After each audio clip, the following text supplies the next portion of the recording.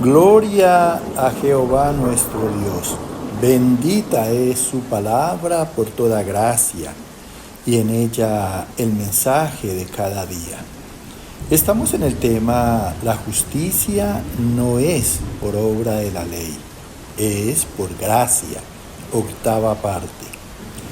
Gloria sea al gran sumo sacerdote, mi pastor y maestro, mi Señor Jesucristo, el Verbo de Dios.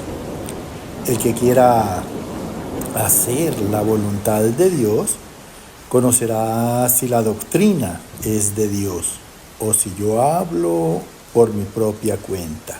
Escrito está: Dios mío, derrama de tu espíritu, glorifícate. Amados, la ley la estableció Dios para mostrar el carácter ofensivo del pecado y para hacer consciente del pecado a las personas. Escúchalo bien.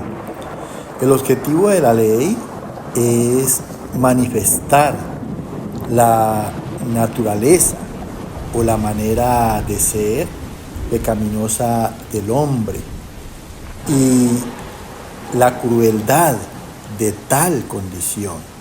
Ya lo vimos en la ciencia, en la sabiduría del hombre, en la invención de todos los instrumentos de guerra y todo lo que viene en ella. Escrito está en la carta a los Gálatas, capítulo 3, verso 10, 11 y del 22 al 25.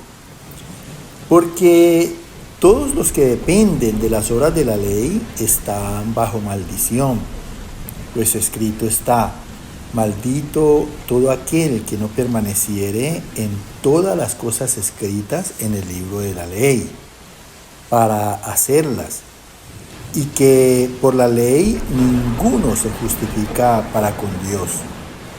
Mas la Escritura lo encerró todo bajo pecado, para que la promesa que es por la fe en Jesucristo fuese dada a los creyentes. Pero antes que viniese la fe, estábamos confinados bajo la ley, encerrados para aquella fe que iba a ser revelada. De manera que la ley ha sido nuestro ayo para llevarnos a Cristo, a fin de que fuésemos justificados por la fe. Pero venida la fe, ya no estamos bajo el ayo. Qué interesante. Escucha con atención lo que nos habla Dios aquí en boca del apóstol Pablo.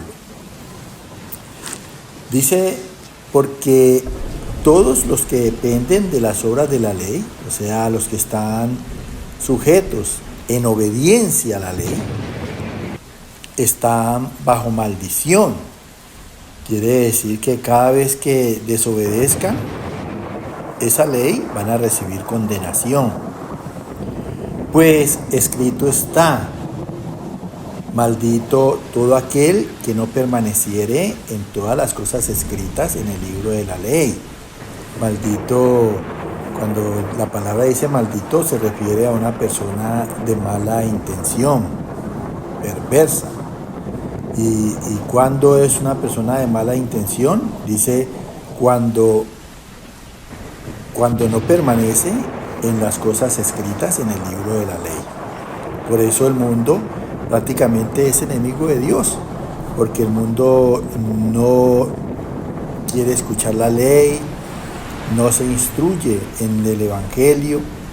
Entonces prácticamente que el mundo es contra Dios. Y dice: para hacerlas. Porque precisamente el Evangelio, lo que está escrito en el libro del Evangelio, es para hacerlo. Es la manera en que cualquier persona puede obedecerle a Dios.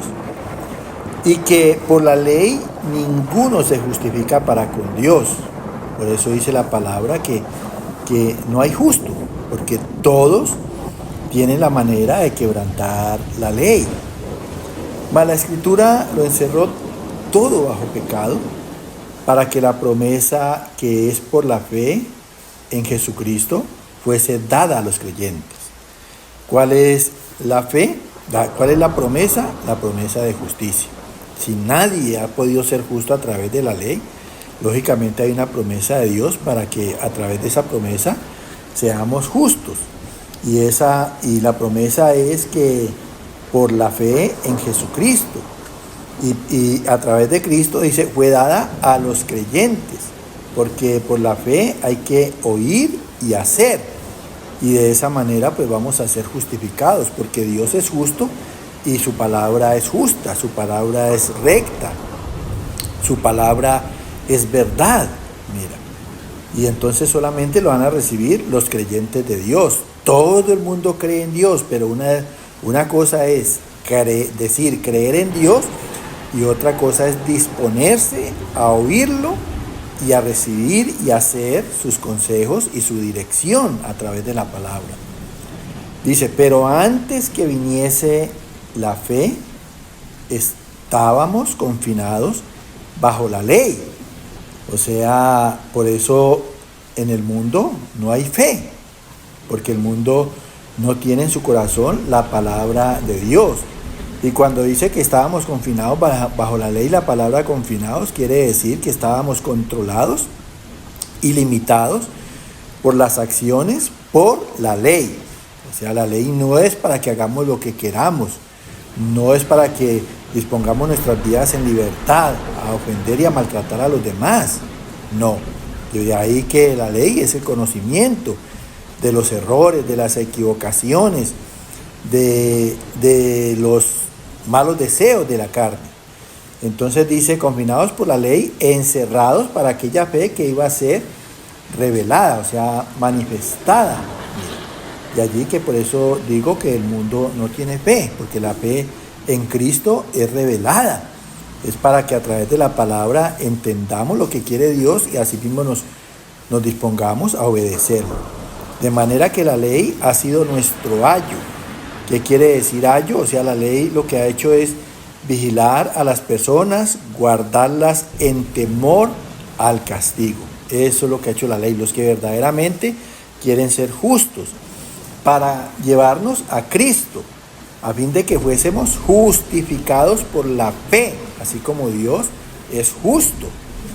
Pero venida la fe, ya no estamos bajo el ayo, o sea, ya estamos prácticamente justificados en Cristo Jesús. Escrito está en la primera carta a los Corintios, capítulo 15, versos 56, 50, del 45 al 48, 21, 22 y 49. El aguijón de la muerte es el pecado, y el poder del pecado, la ley. Pero esto digo, hermanos, que la carne y la sangre no pueden heredar el reino de Dios, ni la corrupción hereda la incorrupción. Así también está escrito, fue hecho el primer hombre Adán, alma viviente, el postrer Adán, espíritu vivificante. Mas lo espiritual no es primero, sino lo animal, luego lo espiritual. El primer hombre es de la tierra, terrenal. El segundo hombre, que es el Señor, es del cielo. ¿Cuál el terrenal? Tales también los terrenales. ¿Y cuál el celestial? Tales también los celestiales. Porque por cuanto la muerte entró por un hombre, también por un hombre la resurrección de los muertos. Porque así como en Adán todos mueren, también en Cristo todos serán vivificados. Y así como hemos traído la imagen del terrenal, traeremos también la imagen del celestial. Qué interesante. Aquí nos habla Dios otra vez en boca del apóstol Pablo, en la carta a los Corintios. Y dice que el aguijón de la muerte es el pecado. O sea, el pecado es como una púa que inyecta veneno y causa muerte. Y el poder del pecado, ¿por qué el pecado tiene poder sobre los hombres? Porque el pecado prácticamente lo que quiere es controlar la vida humana, someterlo a la concupiscencia de la carne. Y dice que el poder del pecado, la ley, porque la ley precisamente es la que revela el pecado, mostrando la incapacidad del hombre para cumplirla. Pero esto digo, hermanos, dice el apóstol Pablo, que la carne y la sangre no pueden heredar el reino de Dios. ¿Por qué? Porque en la carne que fue hecha del polvo es suciedad, que eso es lo que causa el polvo. Y la suciedad, pues la carne causa también mal olor.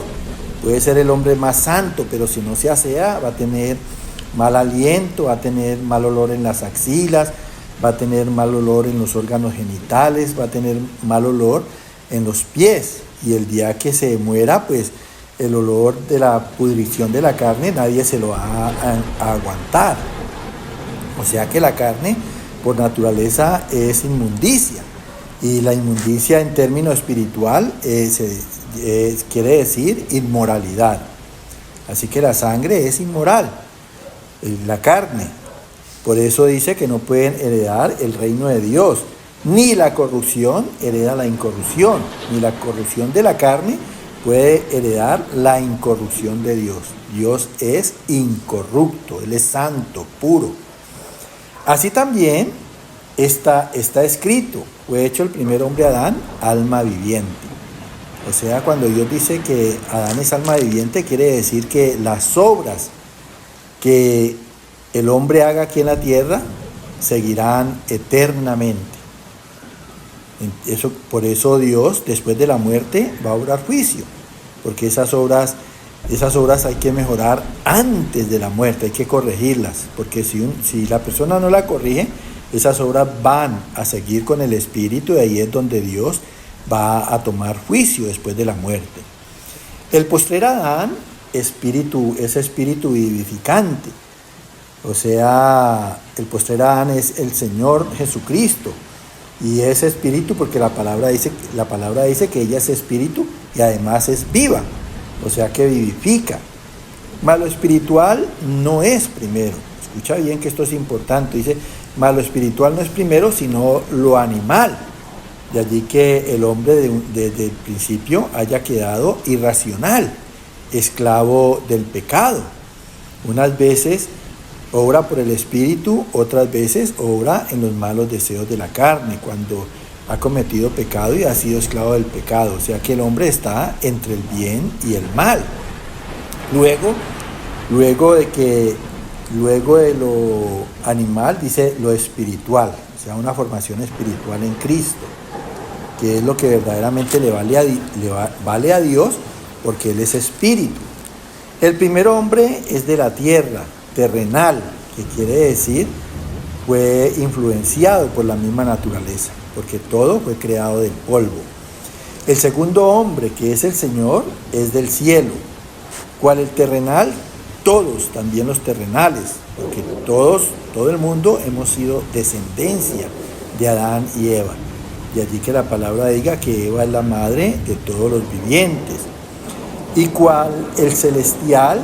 Tales también los celestiales. ¿Quiénes son esos? Pues los que, reconociendo en una conciencia los pecados de la carne, buscamos a través de la palabra en Cristo la imagen y la semejanza de Dios. Porque por cuanto la muerte entró por un hombre, también por un hombre la resurrección de los muertos. Jesucristo murió y resucitó, porque Él es la vida. Porque así como en Adán todos mueren, también en Cristo todos serán vivificados. O sea, los de la fe, la palabra que es espíritu y vida, vivifica a los hombres. Y así como hemos traído la imagen del terrenal, una imagen carnal, traeremos también la imagen del celestial. O sea, una imagen espiritual, porque Cristo es espíritu. Y esa es la manera en que Dios nos hace irreprensibles en cuerpo, alma y espíritu a través de Cristo. Que el Señor continúe llenándote de gracia. Amén.